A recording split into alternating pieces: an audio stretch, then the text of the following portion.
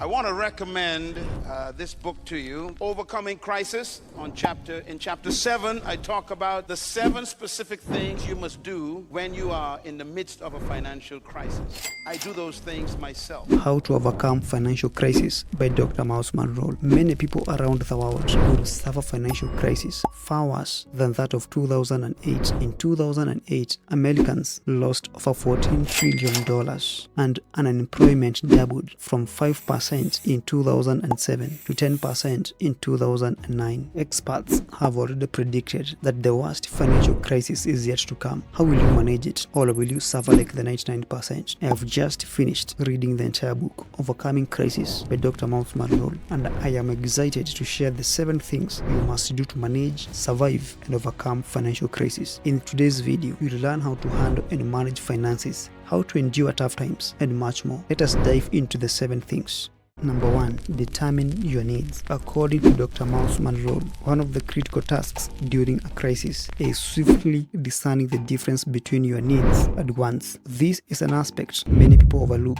While many may create a shopping list, they often fail to differentiate between their true needs and mere desires. There's a common tendency to mistake strong desires for necessity, but wanting something intensely does not automatically make it genuine need. It is therefore essential to accurately distinguish between what is truly necessary for survival and what is simply desired for comfort or pleasure. Do you really need that new car that you saw in a showroom? You don't. Sometimes we put things into a need category because of what other people may say. And I'm reminded of a book that I read recently, The Art of Money Getting, The Golden Rules for Making Money by P.T. Barnum, where he said it is the fear of what Mr. Grant may say that keeps many wealthy families the gradestone. During financial crisis, it is essential to reprioritize your priorities. So instead of buying gift for your loved ones, consider making gift yourself. Keep it simple and heartfelt. Do not feel obligated to meet other people's expectations, because in times of crisis, luxuries must be set aside. So if you are accustomed to dining out, now it is time to prepare food at home and bring it with you. It is therefore important to adapt your lifestyle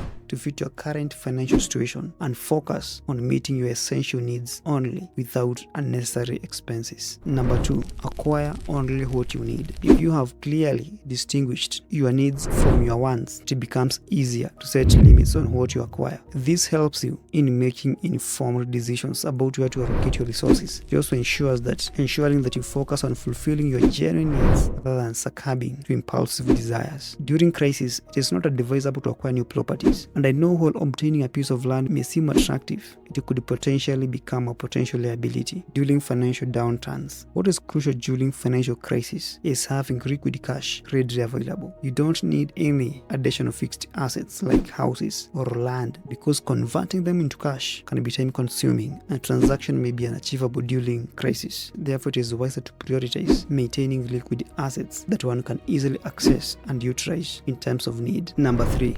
Do not live beyond your means. Make a decision to live within your means. This is a common sense, but so often common sense is a rare commodity. According to Dr. Myles Munroe, you should not at any time live beyond your ability to pay your bills and maintaining what you have already acquired. Take a keen look at your bank account and ask yourself, is your income ahead of your spendings? Or is your spending ahead of your income? Are you using credit too much? Those are serious questions that you must address if you want to overcome financial crisis. If you want to overcome financial crisis, you must live within your means. The tragedy is that to many people, living within one means is a foreign concept, and many end up living within their wants. What a skewed thinking. Number 4, withdraw from the unnecessary. Dr. Myles Munroe emphasizes the importance of distinguishing between what is necessary and what is unnecessary. Understanding your true needs versus extras. During a financial crisis, it is crucial to cut down on unnecessary expenses such as gym memberships, entertainment, excessive shopping, and even unnecessary travel.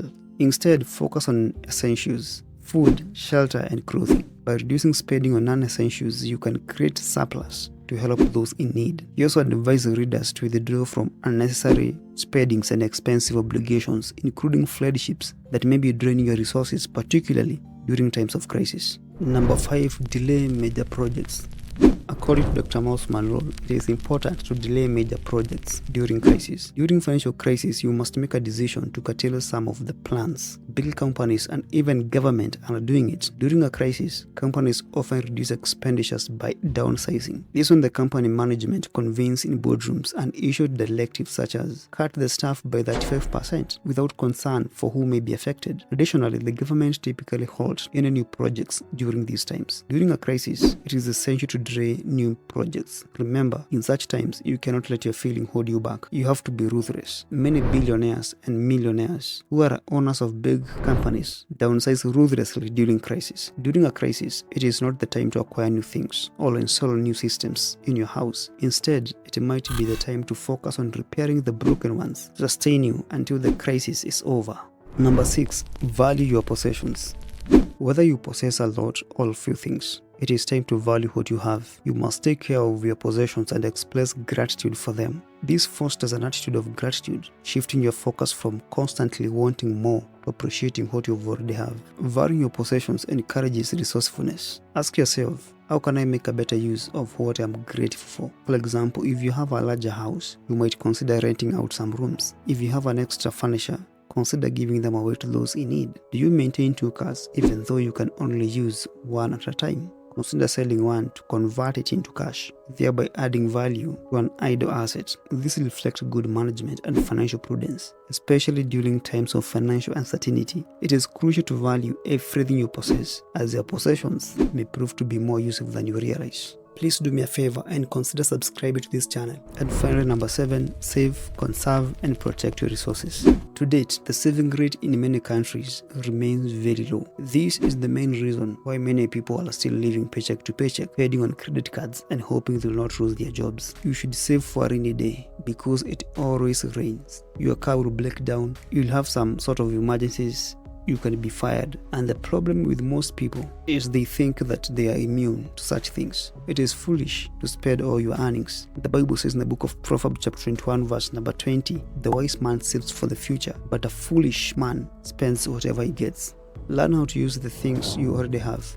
Don't just toss them away. Most people, they just want to buy new things. Sometimes you need to fix what is broken, and sometimes you need to reuse things after they are no longer useful for their original purposes. E.g., that old t-shirt of yours can be used as a rug. Tires can be repurposed and be used as a tire planters for gardens. Just be creative. In this book, Dr. Myles Munroe also emphasizes that if you are short of money, you don't need handout or windfall from the lottery. You need management. You need to learn to steward your resources with God's wisdom. You need to save, conserve, and protect the provision He gives you. This book is loaded. I'm still pondering on many great ideas. Kindly get a copy. You can use the link in the description and read this book now, because when crisis hits you, it is still to wonder if you are ready or not. I hope you find this useful. Thank you so much and God bless you.